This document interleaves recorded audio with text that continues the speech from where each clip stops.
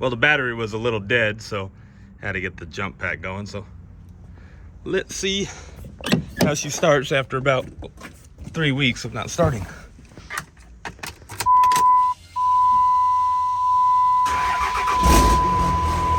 Like a champ.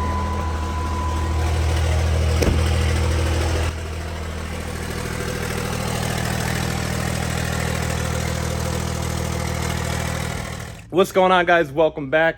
You see, we're back working on the Mega again. This is going to be a follow-up video to the last video where we're working on the 5.9 engine that we're building to put in this temporarily. You guys seen she started right up, a little bit of a dead battery, but that's to be expected. Otherwise, we're going to get it up in the air right now, start working underneath, get it down. We'll get everything ripped out, get the motor out here in a minute, and transfer some of the parts that we need from this motor to the other motor, and then we can finish assembling that motor, and then hopefully soon start putting this thing back together and get it back on the road. So let's get into it. All right, so the first thing I always do is the converter bolts, and I don't know why, I've always hated them, and especially now that I got 12 of them with red Loctite all over them. But always get the hard part out first, and then from here on it's just easy. So we'll go ahead and get the bell housing bolts out and put a strap under the trans, because we're not going to take the trans out. We'll do motor mounts, I think. I already drained the oil. Coolant's already drained. We'll just do some things that we can get under here so we don't have to lay on our back as much. And then we'll get it down on the ground and work under the hood. All right, and just like that, she's out. Pretty simple. We're pretty used to pulling it out. Not like pulling a Cummins is that hard anyway. Thanks to my boy over there, Trevor, giving me a quick hand. So had to pull it out right now because there are a few things I do need to pull. I'm gonna borrow the fuel rail, fuel lines, return line, basically the whole fuel system minus the second CP3. I'm gonna take the Dynamite 12 mil, put it on the other engine. The PCM, the harness will go on the other engine because I don't have another harness. I have another PCM, but not another harness, so we'll just swap that over. Starter, what else? Some of the accessory things, obviously alternator. I need to get a new AC compressor. I'll put the fluid amper on the other motor. The main thing is the rocker arms. I'm gonna put these on, and then when we go to put this motor back together, I'll just get new ones for this one. But yeah, like I said, just a few things we got to pull from this motor, put on the other motor. That's why I wanted to pull it first, and then we'll get back to assembling the 5.9. So now I'll just kind of button this up, get it out of the way, and go to lunch, and we'll be back to finish the assembly on the other motor. All right, guys, so we got the engine out, and while I'm waiting on some parts for this engine, I figured I'd take you on a little tour of my shop. Haven't really shown you guys much besides basically my engine room and the truck. So let me show you what we got going on in here, what we do on a daily basis, and kind of show you, like I say, I get very busy. I can't always focus on my own truck as much as I'd love to, because we're fortunate enough to be very busy with customer work. So let's go ahead. I'll show you the shop and what we got going on, because it's been a very busy week. All right, so right here, of course, my bay taking up some space. We got this 6.0 came in. I guess it was a stolen recovery. A bunch of fuel in cylinder number 1. I was looking at that on Friday. Got to get some approval for some more work. Second gen came in for AC work. We fixed some AC stuff, and while it was on the test drive, the AC compressor locked up, so got to do a full AC system there. We got buddy Justin Massaro's truck here. He's going from a 68 RFE to a G56 swap. This is the first time I'm doing one of these. We're doing one of these here, so should be interesting. We got this clean second gen here. Just came in for a bit of maintenance. I believe we did ball joints, hubs, trans service, and now it's getting a fuel pump because it started leaking. We got one of our shop Jeeps here. This is a full Gen-Right build, LS3 swap. We did all this work here in house as well. Cage, interior. I did all the wiring on it a year or so ago. Pretty sweet little build. Say little, pretty badass build actually. But yeah, so there's that. We got my partner's newest build. He's got this LJ, getting tons, tracer suspension, aluminum dash, the whole nine. It's our fabrication department.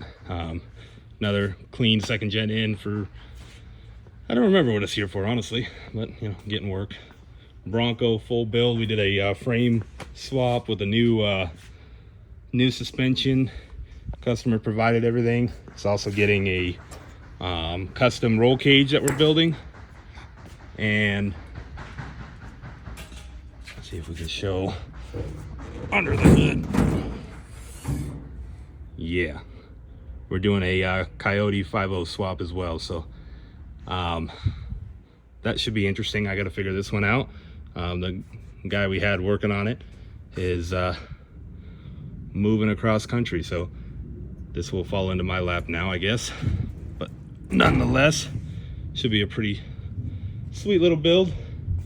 Second gen, bit of a boost leak we got to fix. Another second gen. It's been second gen week here lately.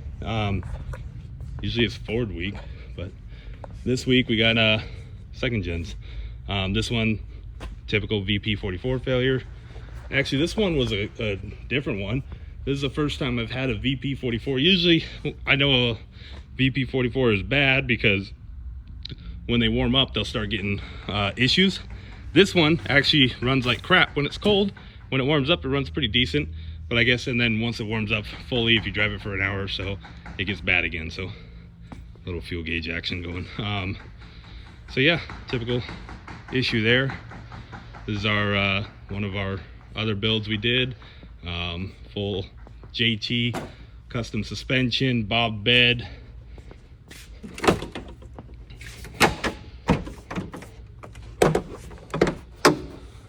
And then an LS3 with a Whipple. Whole bunch of goodies. Pretty sweet, pretty gnarly.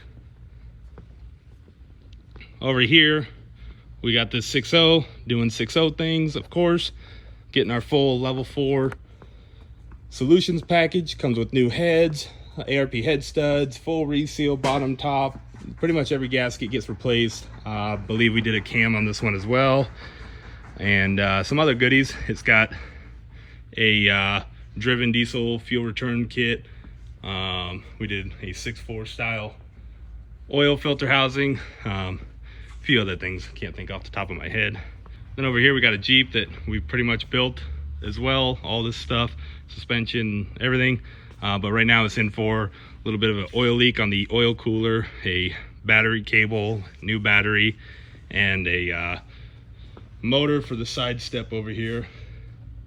Moving on, we got this Dodge 3rd gen, super clean, another super clean 3rd gen. Again, typical Dodge, ball joints, hubs, normal stuff. I think it's getting like a trans service, some other things, shocks, whatever. Then over here, this 3rd gen, we just got done doing quite a bit of work. Turbo, injectors, transmission. Got that door going crazy.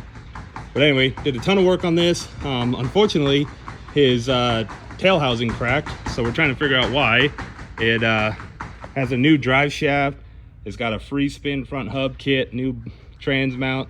So I'm not real sure why it cracked, but we're working with the manufacturer to get that fixed. This second gen is in. It needs a pump stator assembly for the transmission. It has a leak on the output speed sensor, leaks out the fluid. Customer kept running it. Unfortunately, took out the pump, we're thinking, so we're gonna check that out. Little yellow Jeep here. Again, another Jeep we've done a lot of work on. Right now, a couple drivability concerns, I think. Oil leak on valve cover, some other things, I'm not sure. Little maintenance on this one right now. This one, 6.0 in for a diag. Little laundry list of issues going on. I checked this one out. It needed an injector, some wiring fixes, an EBP sensor. And then over here, this is my transmission tear down area, basically. I got a 5R on because I'm still trying to play with 5Rs. I got one on my Gabriel's. You guys seen him. I built one 5R and it's been kicking my butt, so trying to figure it out. But I got a 68 core that I got to tear down. Then I got that other one over there that that 6-speed swap that we're doing. That will be another core because eventually I want to keep. I build the 68 RFEs in house. I also build the Allisons in house, and like I told you guys before, I'm working on starting to build the 48s in house as well once I kind of figure them out. But yeah, the goal is I'm gonna have 2 of these on the shelf, basically our 500 horsepower unit and our 700 horsepower unit, and kind of start doing the same thing with the Allisons and the 48s. It's a little easier with these because they're all the same throughout the years besides 19 and up, but where Allison, they kind of change a few things up with the 5-6 speed, yada yada, so it's kind of hard to keep those in stock. But I also sell a lot more of these, so anyway, I digress. But yeah, guys, so basically just wanted to show you the shop. This is what we do. If you guys are in Vegas or need repairs near Vegas, hit us up, Sin City Diesel and Off-Road. But yeah, this is what we do. This is why I say when I'm busy during the week and I can't really touch my truck, this is what I mean. So huge thank you to everybody that trusts us to work on their vehicles. I'm definitely not complaining. But yeah, we super grateful for it. I love it. This has been a dream come true, being able to do what I love doing and, you know, make a living doing it. So definitely enjoy it. But anyway, let's get back to our engine. All right, guys, we're back. I got the cam gear on the cam. So the next thing I'm gonna do is go ahead and clean it up and then get it put into the motor. But guys, now I gotta finally show you the accent color because I was working on the engine during the week a little bit. But yeah, bam, that purple. Check it out. I even balled out, spent $120 on hardware, stainless hardware. That's the oil cooler. I got the front cover done, the rear cover done, or rear housing, oil pan, and the rocker box, and then the intake. Then I got a polished King Speed valve cover for the top. I think it's gonna look pretty sick. Let me know what you guys think. Wait till the end of the video where it's all assembled before you judge. I don't know, like I said, guys, I've been wanting to do this purple for a long time. Finally glad I pulled the trigger. But anyway, guys, once it's finished, let me know what you think. But yeah, now we're gonna go ahead and get this cam in. And like I said, this isn't final assembly, so I'm not gonna lube it up. I'm gonna put a little bit of lube on the bearing just because, but otherwise, I don't want any lube on the tappets or the cam to disrupt the readings that we're gonna try to get right now when we degree it. So basically, slam cam in, and then we're gonna roll it over. We can start working on degreeing the cam, make sure it's a Hamilton cam, so it should be fine. But you know, it's one of those things you gotta check, and it can greatly affect performance, so.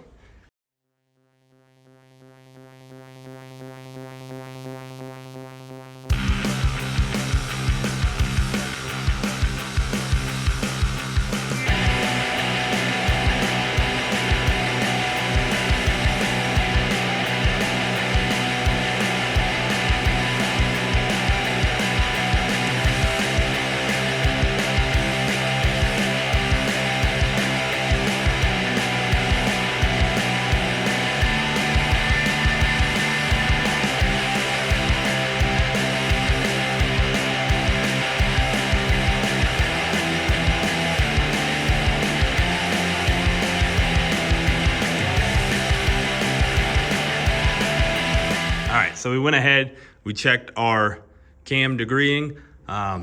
Hamilton puts on a decent cam card on their website, which I like. Some of the manufacturers don't do it. They think it's a super secret, which I get, but you know, when you're trying to actually make sure your engine's set up properly, you kind of need this info. So it's pretty straightforward. I'm not the best at it, so that's why I'm not gonna teach you guys, but for the most part, you're gonna find piston TDC, set your degree, rock it back a little, rock it forward a little bit, double check TDC, set TDC, and then we're gonna go work on intakes, the intake lobe. Basically, we're gonna just find the intake lobe center line, which is the highest point of that camshaft, and we're gonna rock it back again, go forward. There's some math involved, and basically we end up with our center line degree, which is, I got 98.5, which is within margin of error considering I'm using a little $10 cheapo wheel. The bigger the wheel, the more accurate you get. So I do need to invest in a better wheel. I just got this, when I needed it really quick. So I will invest in the better setup, and I'm just using a coat hanger. I was actually watching one of Linko Diesel's video a couple nights ago. They got this sweet like magnetic mount, and it has a laser pointer directly to here, which I think I'm gonna get for next time too. But anyway, basically what we're looking for to verify our timing is our center line degree. And you can see they call for 99 degrees. We're at 98.5, which again is within our margin of error for this little thing. Well, I'm happy with that, so we can go ahead and move forward with the rest of our assembly. I just need to double check. I forgot to check piston protrusion on our measurements. That was my bad. But other than that, we can go ahead and get a head gasket on, get the head on, get it torqued down, and I'm gonna pull that cam out, get it lubed up, slam it back in, and then things will start moving along pretty quickly now. All right, so I got the head on. Definitely don't recommend doing that by yourself. Nearly pulled my back, but really wanted to get it on. But found out I'm missing a head stud nut, and kind of interesting, something going on with this one. You can see it's lower than the rest. I pulled it back out, double checked it. I don't know. Well, I guess we'll see what's up with that. We'll torque it down, see how it torques, but it's the first time I've seen that pretty much ever. I don't know. We'll run it though, see what happens. But yeah, so unfortunately, it's kind of it for today, I guess. I'm missing that nut. I can't torque this down. What we'll do is when we come back, it's Monday, we'll get the other CP3 thrown in. We'll get the cam pulled out, lubed up. We'll flip it back over, get an oil pickup on, oil pan. Then we could do the rear cover. And then I still gotta find an exhaust manifold. I do have a 2nd gen style manifold, but I was hoping to use a 3rd gen one. So I can basically make it a stock style setup, but whatever. We'll figure it out when we get there. And then I gotta get some more hardware for the intake shelf as well. Or intake panel, plate, whatever you wanna call it. And that goes there, but I don't know, guys. I'm really digging this color combo. I think the purple really pops. It really pops outside. I got a cool picture of it. And then once it's in the truck, we'll get it outside and get some nice pictures, but this is what she looks like now. So we'll get back to it on Monday. I'm gonna call it a day here today. All right, guys, we're back. It's Monday. I got the cam lubed up. See if you can see all the lube. She's lubed up, installed, all timed up, good to go.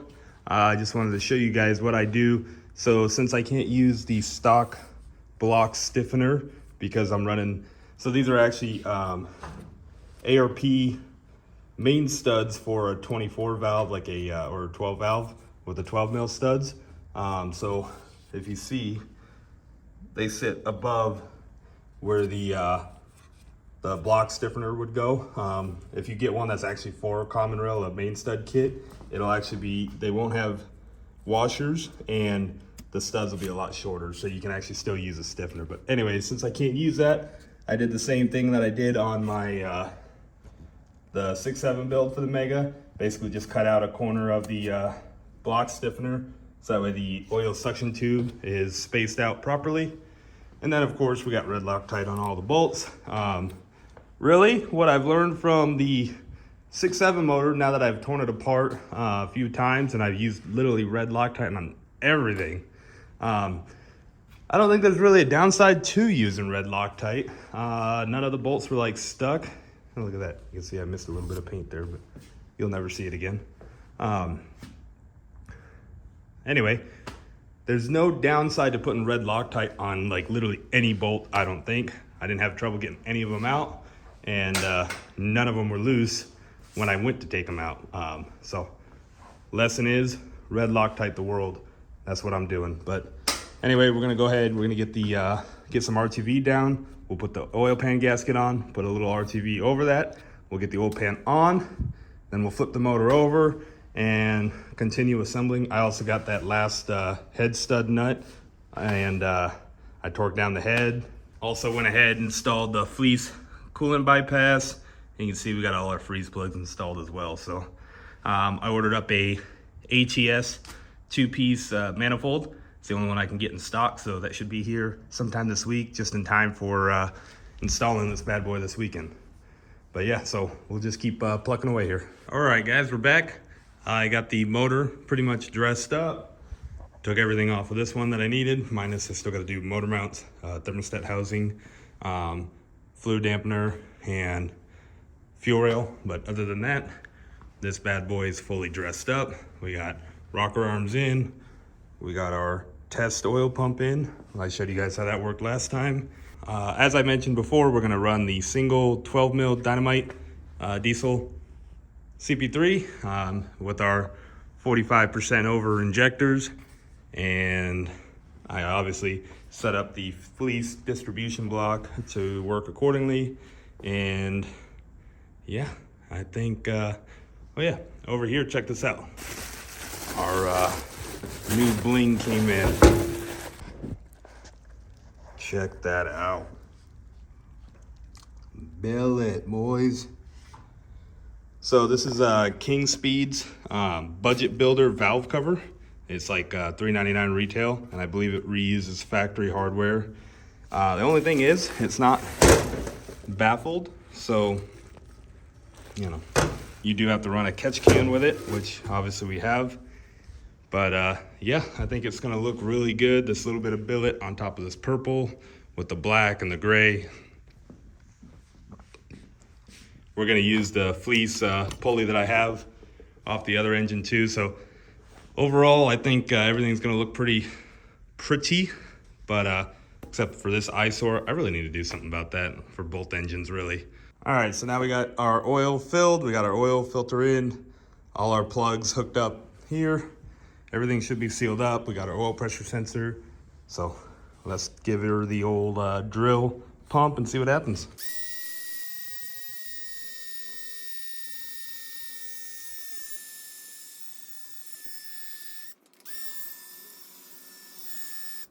All right, as you see, we got oil and we don't have leaks. So that means I didn't forget any galley plugs. I did forget once again to plug up my injector bores, so I'm gonna have to vacuum out the cylinders because they just got full of oil, but whatever. One of these times I'll remember to plug those up. But you know what? That means we're just one step closer. Now we'll go ahead and we'll pull the rockers off. We will get our bridges on. We'll stab our first 4 injectors because I don't want to put the last 2 in because that makes it impossible to get under the cowl when you're putting the engine in. But outside of that, I think we're ready to go. We'll put our actual oil pump on, prime it full of grease, put our front cover on, and that will be a wrap as far as the engine assembly goes. Next time you guys see this engine, it will be in the truck.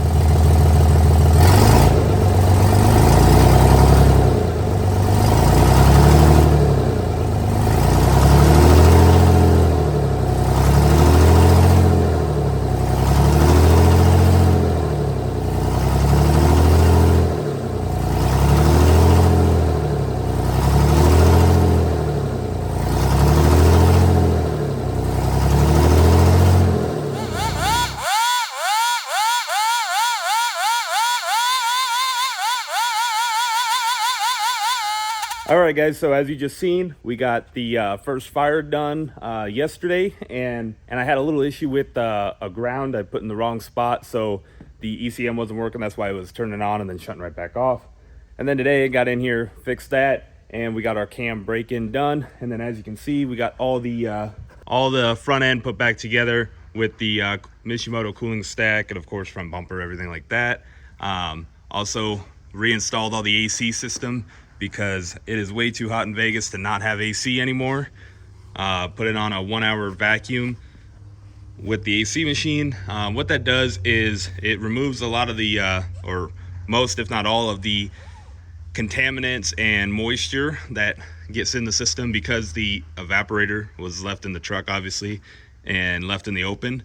The AC compressor and the accumulator dryer and all the lines are new. The lines were new from last year when I initially put the truck together, but yeah, so I put it on a nice long vacuum, hopefully get out all the moisture and contaminants so we have a good running AC system.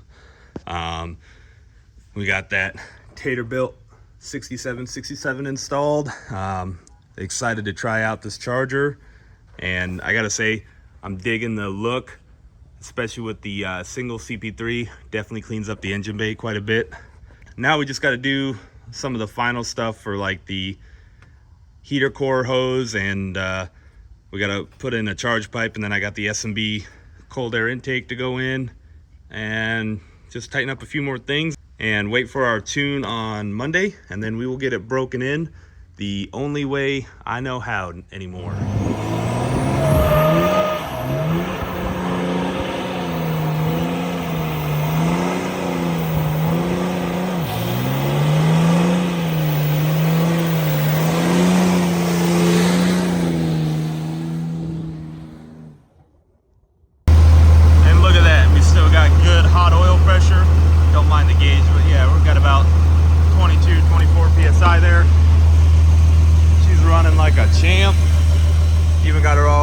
Up yesterday. Still got a few things left to do. I got to put the full enclosure in for the S&B. I just threw this in so I can get it going. A couple other things, obviously we don't have the valve cover in because I need to get hardware for it still, so I just threw in the stock one. We even got the Linko diesel catch can mount for the back there, so I got to I basically relocated the catch can. Makes it nice, clean, tucked away, cleans up the engine bay a little bit more, which I like. So yeah, put some more miles on her and keep rocking and rolling. Oh yeah, it's definitely nice having AC. Definitely nice. God dang, got the wheels back on her, looking sharp. What do you think, Kevin? Not good. Golly. Oh yeah, we even got the hood stacked elite plate that Craig fabbed up for us. I gotta waller this hole out a little bit, but otherwise nice and subtle now. I think it looks good, even though she's slow now. But again, it's all temporary. God, I love this truck. Golly, she's a beauty. Sorry about that sun, but it is what it is. Super stoked to finally be taking her home. It's been about a month or so since I've driven her home. But oh, there we go. But yeah, so far so good. I don't know how many miles, got a few miles on her. Look at that, we're about to hit 200. All right guys, so I'm gonna wrap up the video here. Again, thank you for watching. I know it was a little bit of a different format, a lot more talking on this one. You know, just trying to mix it up a little bit. Hope you guys enjoyed the shop tour. If you guys want to see more of what we're doing in the shop, let me know. But yeah, we got a lot of big changes coming up, especially at the shop, in the shop. And of course, you know, we're doing more with the Mega, some other projects we got going on. Next video, we're gonna go over the 6.7 motor itself. Kind of started tearing it down a little bit. I didn't want to do too much, but yeah, it's a little more hurt than I was hoping for. But you know, it is what it is. We'll go over, and then we'll go over the new plans for what we're doing next. But again, guys, I want to thank you all for watching. You know, the channel's growing little by little. Can't do it without you guys, of course. Thank you so much. If you guys could like, subscribe, share it with your friends. If you guys got any comments, any constructive criticisms, any ideas, anything you guys think of, shoot it down in the comments below. Let me know what you guys think, and I guess we'll see you next time.